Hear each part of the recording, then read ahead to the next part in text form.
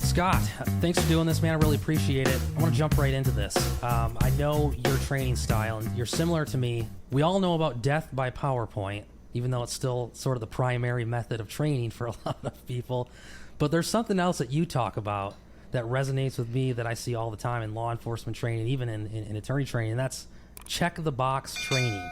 What is check-the-box training, and why is that bad for law enforcement? Check-the-box training is, in a nutshell, probably 90% or some huge percentage of what most law enforcement training is. And there's a huge discussion about law enforcement training, and it's often, in the Chauvin trial, you heard it. After Uvalde, you heard it. And it is, people basically say, well, the officers were trained. The officers went to training. This person was trained in active shooter. Or in the Chauvin trial, they said, how many hours of defensive tactics training did Derek Chauvin get? How many hours of de-escalation did Derek Chauvin get? And the people that were testifying, the training sergeant and the chief, they were saying things like 3, 4 hours, something along those lines. And not once, not one time did anyone say, did he learn anything? And if he did learn something, can you prove it? And if you can prove that he learned something, was your training really designed to help the student retrieve that information and then perform that under stress in a real world environment? And oftentimes the answer is no. So that term check the box training comes from literally police agencies checking a box. Hey, we trained him. That guy got trained, or this person is trained in this piece of equipment. And it's not really training. It's more like compliance, if anything. It's more like, well, there was a standard that we were trying to meet, or we imposed our own standard. How long should they go to de-escalation training? 8 hours, right? Some arbitrary number. And they check a box and go, hey, we're good now. We trained that, we did that thing. And in Uvalde, I have no idea what type of active shooter training those officers received. My understanding is that people that were there had received some measure of training. My question is, I'd like to see that training. I'd like to see it with my own eyes. And was it something that was well thought out, well researched, current, and specifically designed to help officers embed that information into long-term memory, retrieve it when it counts, and then perform under stress? Because that's kind of what you need. Oftentimes, take active shooter training, for example.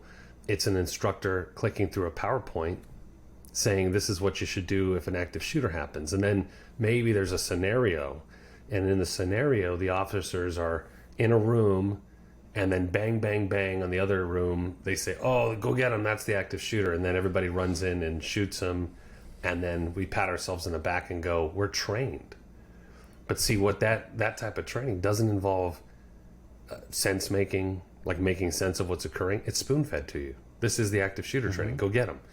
There's no decision making. There's no decision to make. Go in that room and do this thing.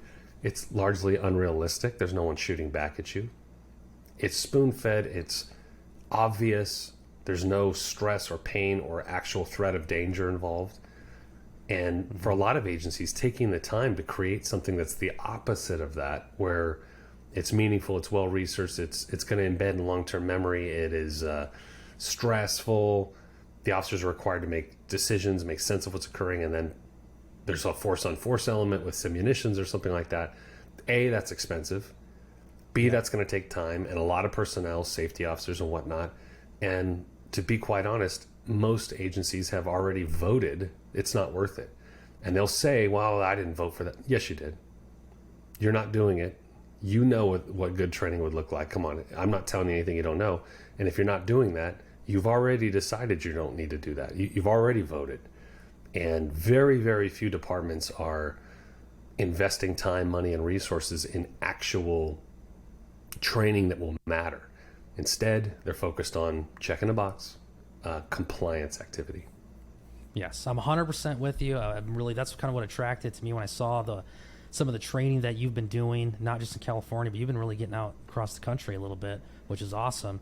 Same thing as a former prosecutor and as a city attorney, when I got to see the civil aspect and I got involved in the lawsuits and I started looking at them and I'm thinking, what is causing this? Because I'm seeing either a brand new officer or sometimes experienced officers.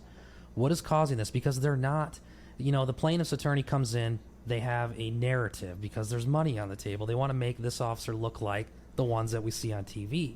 In reality, one thing in common I saw in every lawsuit I was involved with was an officer that didn't understand the law.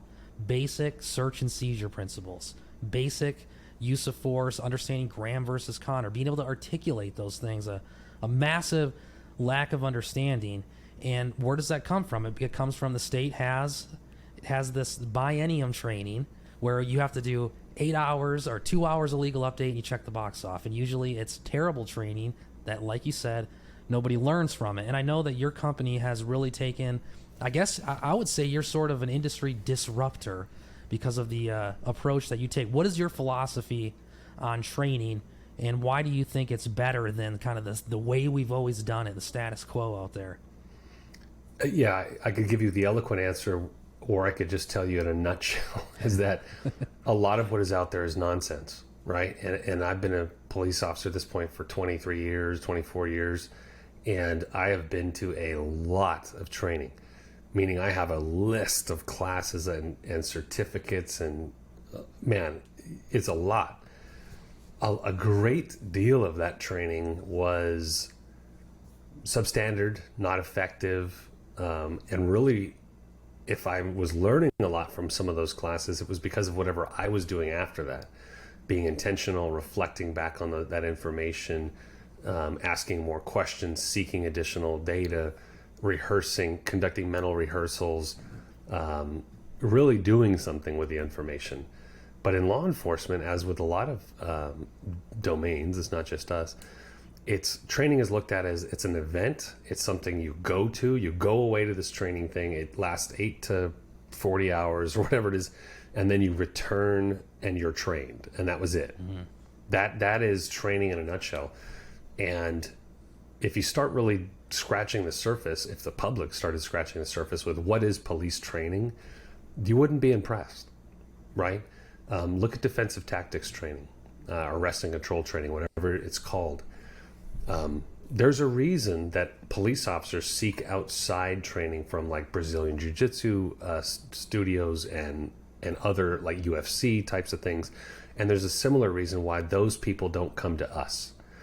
The BJJ industry, the UFC industry does not come to law enforcement and say, teach us your ways, right? It's the opposite. Good point, yeah. It's the opposite. Military tier 1 operators don't come to the police and say, teach us your ways, except for very sort of niche kind of things that they'd like to learn. But when it comes to like gunfighting or something like that, room clearing, probably not, asking the cops, show us your ways. So it's just when you start scratching the surface, you really start seeing what's wrong with it. A lot of police training is departments receive a mandate from somewhere. A law is passed saying you got to have X amount of training in this particular subject. The department looks around and picks an instructor. They've told him or her, and then now you're going to go teach it. First thing an officer does is write a PowerPoint because somebody told him that's what teaching is, and that's how you create a class. And what they do is they open up PowerPoint, they copy everything that's in the outline, and they put it in a PowerPoint, and probably put a few pictures in there to make it, I guess, interesting. I don't know. Yeah.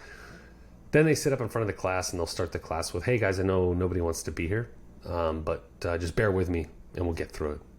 And then they proceed to click through PowerPoint. Yes. Yeah. And what they didn't take off was the slide counter on the bottom right, and it says slide 1 of 500. And everybody looks at that and goes, oh my God, right? Yeah. And they understand that the instructor doesn't want to be there and is turned off, and so naturally they're turned off. But the instructor will dutifully click through that PowerPoint, and it doesn't matter if anyone's learning anything or if someone has a question. Hey, hold your questions to the end. We're going to get through this come hell or high water. And if we start running out of time, we'll just go through it quicker. And at the very end, everyone's name's on a roster, and we're going to call that training. And that's, in a nutshell, what a lot of police training is, right? You can look at firearms training. A lot of it is shooting at paper targets without moving, without a lot of decision making, or incorporating other skills that you'd need in a violent confrontation. De-escalation is often looked at as, here's a class on how to talk nice to people. And cops sit in that and go, well, yeah, if it was that easy, I would have done that a long time ago. It's not that easy. And so a lot of it gets very, very watered down. When we looked at the defunding, when folks said, hey, we're going to defund the police, or we're going to take money away from these overinflated budgets. Well, that's cool. That's fine if that's what you want to do, right? I don't not control that. I work at the pleasure of the public. I don't have any control over what the budgets are. And then they said, well, we don't want the cops going to quality of life issues, and drugs isn't a criminal problem. It should be clinicians going to it. So we're going to take money from the police and we're going to give it to these other entities. Great. But here's the thing. There is no line item budget for amount of money we spend to go to homeless calls. Yeah. There is no line item budget for amount of money we spend going to drug calls. So they start looking for, what can we cut? Oh, there's very few line item budgets. One of them's training. We'll just cut through that. So now you have less money going to something that was already broken, right? Yeah. So it's, I'm just not satisfied. I'm just not satisfied. And when I watch these videos like you do, Eric, on YouTube or whatever, and I see the police acting in a way that is substandard, instead of saying, well, they're cowards or they're violent or they're jerks or whatever people label them as, I look at it from a training standpoint and go, I think I have an insight on why some of that's happening. Yes. This person is not properly trained to deal with those types of stressful circumstances. And people will push back when I say that and say, well, Derek Chauvin, you need to tell me he needs training and how to keep his knee off of somebody's, neck. And they make a flippant remark like that. And I say, no, I don't think he needs training in that. I think he needs training in knowing what to do when your buttons are being pushed and you are feeling contempt of cop, and everyone's staring around at you and telling you to do something. And because of your own ego, you don't let people tell you what to do. And no matter what they tell you, you're going to do the opposite. You could see it happening. And those other officers needed, training in intervening, but not the check the box failure to intervene training that everyone's getting now, which is over dramatized and doesn't require any real decision making and spoon-fed nonsense too. But really what they needed is some realistic scenario training. Some high fidelity scenario training through simulators or simunitions or good role playing or something like that. And then it needed to be holistically incorporated in the rest of everything else they do. Not block and silo. Well, hey, I went to the first aid class today and tomorrow's de-escalation and next year I'll be active shooter. No. It needs to all be intermixed and interleaved together, just like real life is. Yeah. So I'm just not satisfied with what things are. And so I decided to do something about it. Yeah. And so as you decide to do something about it and you approach it, what are you seeing right now in 2022 as the major obstacles that are facing law enforcement, and how can good training address those, those obstacles that we see? Because we know things have changed, and we're not going back to how it used to be. When I first started out as a prosecutor, I would tell officers, you got to have at least a basic understanding of this stuff, guys. I don't teach them that anymore. I tell them, you got to really make it your job that you're going to have to understand constitutional law, search and seizure, almost at the level that the attorneys do, because things have changed. What do you see from your perspective as some major obstacles facing law enforcement? How can good training address those needs? I think one of the major obstacles is that society has asked too many different things of a single career field, right? Yeah. The police have become watered down into where we're asking the police to do everything under the sun. In my career as a police officer, I've been to terrorism response training, where we're going to suit up in hazmat gear and protect ourselves from anthrax. I've been to human trafficking training where I'm supposed to be able to recognize that and deal with that. De-escalation training, firearms training, CQB training, tactical medical training. Before I was a police officer, I was a paramedic, and some of the training we're giving officers now in many ways is more advanced than what I had as a paramedic, so it's watered down. I think it was the Dallas police chief that many years ago that in a press conference said, hey, you're asking too much of the cops. And when in the middle of the night when the dog catcher's not on and you got a loose dog down the street, who do you call? The cops. Yeah. Right? Why not the firemen? Why wouldn't it be the fire department? If you think about it, they have tools and more people. That actually makes more sense to call the fire department. And when did the police raise their hand and say that we should be the ones going to mental health calls? That should be a paramedic. That's interesting. We don't even think about these things. We're just tasking officers. So because officers have become so generalized, there's very little time to become really, really good at any one thing. And so you become mediocre or even bad at a lot of things. Yet then we watch a video and we expect them to be experts. And I agree with what you're saying. If I were king and was able to sort of dictate what the police do all day, I'd devote an incredible amount of time to training, and then they would deploy, maybe like a more military model. I'd get rid of, there being so many different police departments, and we don't quite need, 3-person department here, 10-person department there. We could probably consolidate and then free up a lot of funds and a lot of resources and actually get to some great training. And I would make them just really, really good at like 10 things. Yes.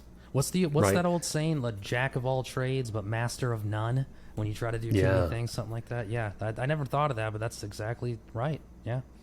Yeah. How about being, like you said, really good at law, right? So you're going to have a superior command of the Fourth Amendment, of Tennessee versus Garner, Graham versus Connor, Bryan versus McPherson, whatever. You're going to have all the big ones, Hayes versus San Diego. You're going to now know all these amazing cases really well. And here's the thing, you're not just going to know them. You're going to know how to operationalize them and recognize when some instance is occurring that looks an awful lot like that Graham case. And you're going to be able to recite those things: crime, threat, resistance, escape, evasion. It's going to roll off your tongue, and you're going to be an expert at it.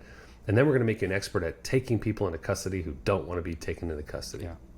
Right? And then without killing them. Right. And then we're going to make you an expert in just a few things, not everything. And the rest of the stuff will have to wait. Yeah. So we won't have a cop doing every little thing. There won't be a cop responding to every little call or every little new program that comes out, because every year they add another one. And we're going to get back to basics, because we just need you to be really, really good at the basics. Yeah. What kind of training are you doing? What do you focus on? What do you think is the most important training? Maybe there's a lot of younger officers that watch the podcast. If you're a new officer right out of the academy, what should you be focusing on? What kind of stuff do you guys try to prioritize when it comes to the training that you're doing at your Savage training group? Yeah, it's all about sense-making, decision-making, leadership, right? We have 10 or so different courses. They're about different topics, but when you kind of boil a lot of them down, that's what they're really about. Sense-making, making sense of what's going on. Decision-making, making an informed decision, right? Understanding policy and law, and then letting those things inform our tactics, not the other way around. And not cherry-picking, not going through small nuances of law and then saying, well, I found this obscure case in case law, so I'm going to go do that. Yeah. That's what we all did when we were brand new officers. We found obscure case law and went into our sergeant's office and announced, hey, we're going to start doing this because of this one time it was codified in case law, so therefore I can. Yeah. And by the way, that case was overturned 3 years ago. Yeah. And there's still a lot of people doing that, and people professing that, mastering that case law means you can do a lot of stuff. And in some respects, that's true if you do totally understand case law. The problem is a lot of folks are learning enough to think they know what it means, but not learning enough to understand what they don't understand about it, and not seeing things in total context. And here's the other thing. If we just say, well, we're just going to be masters of these intricate little case laws so that I can get into a car and search it and all that kind of stuff, that's great. But now things have changed, right? I look at the Kim Potter decision. Kim Potter mistakenly pulled out a firearm when she thought she was pulling out a taser and shot and killed a guy. She made an accident, and she was found criminally negligent. Yep. And I watched a fascinating breakdown of that by an attorney familiar with that state's law, who said that doesn't that doesn't meet the criteria for what she was convicted of, and it says it right here. So I say that to say sometimes what are the rules aren't mattering anymore. Yep. And one must understand not only the letter of the law, but the spirit of the law. So we focused a lot of our courses on decision-making, sense-making, leadership. The critical incident response courses we do are all about running hot calls, about running hot scenes, in progress events, how to make very quick decisions, make sense of what's occurring, apply some basic filters and concepts to that, and then make great tactical decisions that are informed by policy and law. We've got some field training courses, field training officer update and supervisor courses. And why I'm so interested in that is that I think just the FTOs are one of the most important specialties in a police department, but they're just totally forgotten about. A lot of the FTO training they go to is either none or is just not that great either. And so we're like, man, we got to do something about that, because we got to make these folks experts at teaching and remediating and all that kind of stuff. And so a lot of what we're doing is focused on those things, because my goal is, if I'm being honest, is to help cops enhance their career, yes, increase professionalism, sure, but also save lives, their life and the lives of those that they interact with, and keep those cops safe, out of jail, out of IA, but still do police work. And it's becoming increasingly more difficult. But I'm just very, very passionate about helping cops be successful in those things. I want to come back. You said a lot of stuff, a lot of good stuff there. I want to come back to the leadership aspect, because I think that's overlooked a lot in this day and age. Like, all the cops are leaving because of morale's low and defund the police. I don't think enough attention is paid to leadership, burnout, millennials. I want to come back to that. But you said one thing that I don't want to forget, and I'll skip over. You talked about how, and I bring this up sometimes too, the law says this. I'll give you an example. Use of force law has been taught pretty consistent, and nothing's really changed with it. You learn Graham versus Connor. You learn those, seminal cases that have come out, and you look at a situation and say, okay, is it objectively reasonable? Apply the letter of the law. Things have changed. Common sense needs to play a role on it. I just had a guest on here, Bucks County, Pennsylvania, where he says that sometimes what he does may be considered unsafe, because they're taking a different approach to talking to people, listening to people, de-escalation as a process. Whereas if you just do that traditional kind of legal approach, well, I guess what I'm saying is it time that we kind of do what you're saying here, where you look at the law and say, this is what the law says, and we need to be in compliance. We also got to look at best practices and start paying attention to, just because you can doesn't mean you should, kind of thing, and pay more attention to good decision making. Is that something that you guys kind of push as a theme in your training? Yeah, you said it better than I did. Just because you can doesn't mean you should. And that, you can look up a lot of laws, and it used to be, I think, in law enforcement that, especially, let's take use of force for an example, the way we were trained, and I'm speaking in generalities, but the way police departments train their staff was, as soon as you reach this level where force becomes, I'll say, allowable, then use force. And we were waiting for that measure to be met. And then now I see what's changing is that it almost seems like the public and courts and the media are waiting to, they're wanting it to be a higher standard, where it's like, I had no other choice than that. In other words, there was nothing else I could do other than that. But that's a higher standard than I can. And it's so important to understand the rules and knowing what the sort of the parameters are. But just because one can doesn't mean we should, right? Right. And please don't think, right, that I'm just, I want to hug a crook and I just want to, not use force on people. No, I have zero issue with using force on people. And, I worked on a SWAT team and a crisis negotiation team, and I am a big fan of using force when appropriate. No qualms whatsoever. I'm reading the tea leaves a little bit, though. And just because one can, I'm seeing this playing out in court case after court case, where the officer's saying it was objectively reasonable, and by all accounts it was within policy, just didn't look good. Right. Or it wasn't the thing to do. And I was having a conversation with an attorney the other day, and I asked this attorney, she's a police attorney, she defends police officers. Well, as I was speaking to her, I said, hey, would you give me a little nugget that I can share with the officers, right? Because you defend cops. and we train cops all over the country. What's one thing you'd have me tell them that would make your life easier? And I thought this is going to be really interesting. She's going to tell me some, nuance of search and seizure law or some obscure case that I've never heard of. And she goes, oh, that's easy. Tell the officers to stop swearing. And I was like, what? That's what you would have me tell them? Of all the stuff you would have me tell them, that's what you would have me say. And I said, why is that? And she said, well, here's the thing. You guys are doing everything right. You're doing everything right.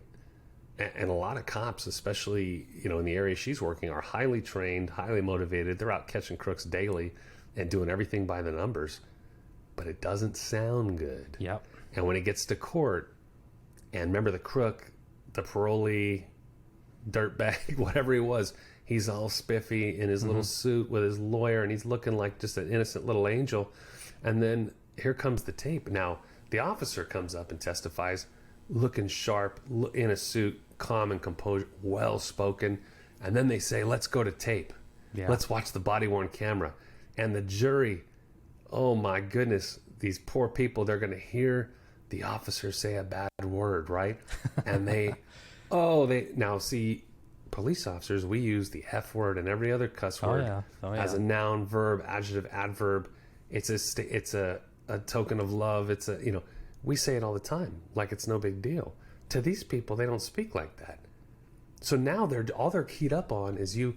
Oh, but here's the other thing. You were also told to scream like a nut at these people. Yeah. Stop resisting, stop resisting, stop resisting. You sound out of control. Yeah. Now everyone's going, ugh, that guy does seem like the defense attorney's painting him out to be this violent banshee, right?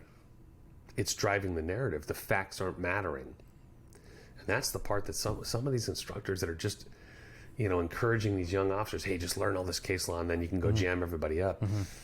Yeah, that's cool. I just have seen things play out in court they're not like that. Yeah. And you know what I mean? Things just, they take on a life of their own. So I just think that we owe it to these young cops especially to help them understand how things play out, right? Not just at the scene, not just, hey, the guy ran from me. Technically, that's a violation, sudden flight upon seeing the police. I don't really have a crime, but I am in kind of a high crime neighborhood. Well, it is at night. One time I stopped a drug dealer here. I'm going to chase this dude. And then I chase him and he kind of like gets hurt as I'm using force on him. And now I'm a little bit hurt and he's hurt. And then I call the sergeant. Hey, we're going to arrest this guy for resisting arrest. Cool. What'd you stop him for? Well, he was suspicious. Yeah. Okay, well, that's not really in the penal code. So we can arrest him on the naked 148 now. He's not naked, but the bare 148. But then he got hurt. And then, the DA just watched your video and it looks like shit, right? Yeah. You're swearing, you're cussing, you're carrying on. And the DA goes, you know what? I don't really want a jury to see this for the officer's sake. Right. I don't think it's going to play out well for him. I'm not going to charge this guy. That way this thing never goes to court. I've been there. So now we have a guy who's injured without an associated charge, and now he goes, I'm going to sue you federally now. Because basically, since there's no associated crime here, it's just kind of like you attacking me on the street. Yep. And these young guys go, but I had probable cause. Yeah, I'm with you. But you see, you got to understand, sometimes something appears isn't how it's going to turn out a year from now. Yep.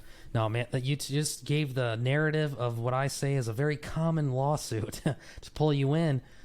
Not quite a full understanding of the law and getting wrapped up in stuff like suspicious person instead of articulating facts.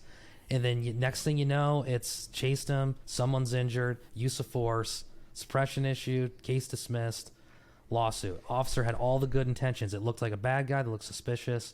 But like you said, are we making the right decisions? Do we understand the law and how it's really supposed to apply? When I started doing training as a DA very early on, because New Mexico is super strict. Like, we don't follow anything Fourth Amendment. It's much more rights here in New Mexico. And I'd always get that question like, man, we don't have Carroll doctrine. How do we get around that? And I learned quickly, I said, we're not getting around anything. What I'm going to teach you guys is to know the law, think about the law, and apply it. Because if you know what the law is, you apply it, so you're not violating anybody's rights. What's the defense attorney going to do if you know the law and you apply it correctly and you're not trying to get around it? The other thing you mentioned, which is what we're seeing today, as a prosecutor, I'll admit it, I had no idea what Graham versus Connor was when all I did was a state prosecutor. Didn't know what it was, didn't care. And I reviewed a lot of use of force incidents to see if we were going to bring charges involving police, and that never cared about it. It's, can I prove a criminal case? So the traditional model of just, hey, this is Graham v. Connor, yeah, do that. That might help you in a civil case. But with progressive prosecutors these days, is that going to prevent you from being prosecuted federally or under state charges? So good stuff. I can't believe it's been 30 minutes. We're going to go a little bit longer because we're getting into some really good stuff. If you got the time, I wanted to come back to the leadership aspect, because that is something that I think gets ignored a lot, is what problems, I guess I'll call it toxic leadership or bad leaders, what they can do to a department or an agency. How do you guys address that in training? Why is that important? Why do we got to have good leaders in the police department? Yeah, it's vitally important that everyone be skilled, conscientious, smart, experienced in all, positions within the department. And unfortunately, our industry isn't immune from that, that folks that take on leadership positions aren't always the most skilled. They're not always in it for the right reasons. Although they have all the accoutrements of being a leader, right? They look like it. They're wearing the insignia. They get paid that amount, but they're lacking in some basic leadership fundamentals. And, you can see, I believe, that played out pretty easily. And one need only look at what happened in Uvalde, where a small town, school district police chief said, well, I didn't know that I was the incident commander. Right. And yeah, you are. You're definitely the incident commander. And you can look at the National Incident Management System or sort of any document like that, and it would clearly show you that you are. And even if you didn't understand ICS and you never received that training, well, probably you would understand if you worked at McDonald's and the manager showed up, that the manager's in charge. That's just sort of a basic thing. And so there's a lot of folks out there that don't spend the time that they need to really craft their skills.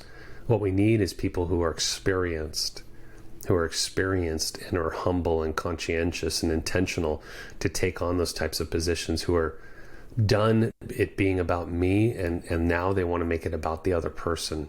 And when you start off as a police officer, you take this weird journey, right? During your oral interview to become a police officer, you tell the panel how much you care about the community and you just want to serve them, and you want to lay down your life for these people, and you just want to serve everyone and help everyone else but you, and you're so humble and you're so into teamwork and all that stuff. And you get hired in the academy, it's the same messaging. And then about year 2 of you being a police officer, you start looking at what's in it for me, and what is my union doing for me, and what kind of special assignments can I get because it's about me. And that person, I'm gonna make more arrests than them so I can look better than them.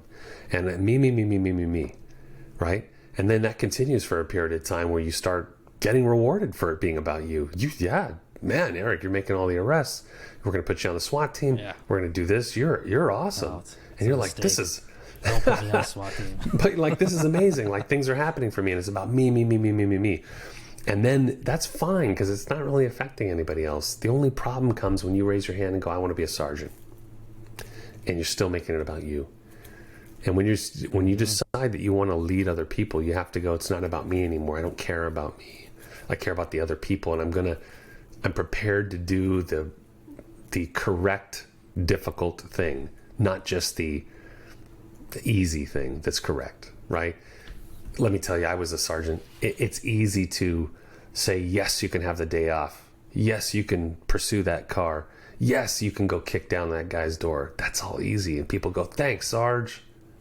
The hard part is you going, no, you're not going to do that. No, you're not correct. Telling the chief, this isn't correct, And the higher you go up in rank, the more you have to do those things. And some of our elected officials or our police chiefs and sheriffs and senior command staff kind of need to go, you know what? We don't need to kowtow to every whim of the community. There's a difference between being invested in the community and community policing and serving those people, and being slavish about it and letting a small minority of people dictate entire doctrine in police departments. And that's what happens, right? Right now, as we're filming this, Uvalde is in the news, but guess what? 3 weeks from now, a month from now, that'll be old news, and our society and our leaders who are slavish to those things will be on to something else. So we just kind of need to get a little bit more focused, and for folks that are leading police departments or leading other people, be it a sergeant and above, you've got to be excellent at your job, meaning you've got to spend more time studying everything and rehearsing everything and planning everything and worrying about everything than everybody else does.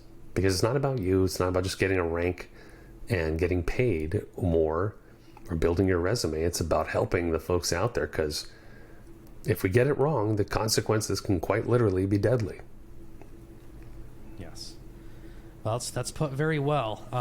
You run Savage Training Group, and from everything that I have seen online, it is industry disrupting, I would say. You don't use death by PowerPoint. We got to learn about some of your philosophies today, which is different, and it works. And I can personally say that that's the kind of the style that I like to use with teaching as well.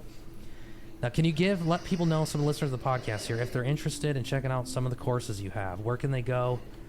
What is your call to action for these officers out here? They need to get training. Where do they go? What do you got available for them? Yeah, my call to action is simple as don't let your department dictate your career and everything that means. So don't wait around for someone else to, quote, send you to training or approve training. Take control yourself. Take control yourself.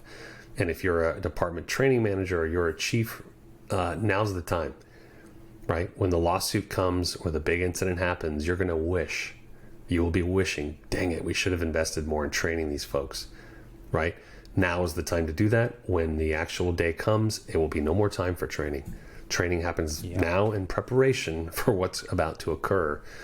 And so I would really, really encourage you to look at some of the programs we have. We spend an inordinate amount of time designing curriculum, rehearsing things, planning things, tweaking things to really make it the best, right? That's what we're aiming for. We just want to be the best law enforcement training organization. So you can go to savagetraininggroup.com. You can check out our courses there. There's some videos there that will kind of explain what the courses are about. We teach all across the United States, and folks will say, well, hey, do you have a class in this state or that state? All we need is an invitation. We need an agency to go, hey, we're going to host you. We're going to give you a room. We'll help you get the word out and advertise it, and then we'll come to you. We think it's very important, and we're starting to see the results, right? We're having students come back, hey, it happened just like you said it was going to happen.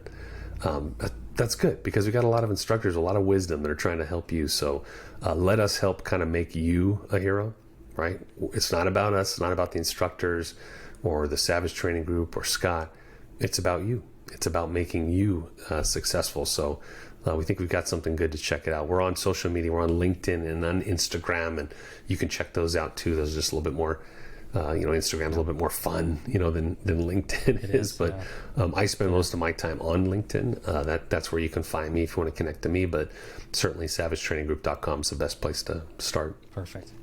I'm going to leave a link in the description. If you're watching this on YouTube right now, look down there, and there'll be all the links, Scott's stuff, Savage Training Group. If you're listening to the podcast, I'll have it in the description there as well. Reach out, check them out. It's from what I've seen, it's really good stuff, and I think you gave a lot of value. It's nice to get some of your insight. I couldn't agree with you more. I'll tell you, I think legal training, law enforcement training in general, we look at it as sort of like going to the doctor, where it's like, I don't really need to go right now.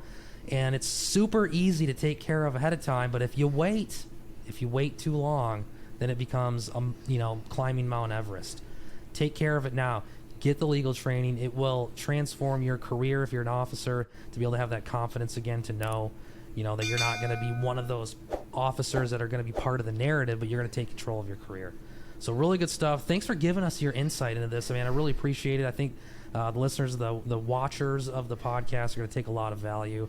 from it. I don't want to take any more of your time. You're probably a busy guy. It's been 40 minutes. This is like a record-breaking tactical in-service today. So check out Scott's stuff. I'll leave a link down there in the description below. If you don't have anything else to add, then I'm going to go ahead and shut this thing down. No, Eric, thanks for having me. I appreciate it.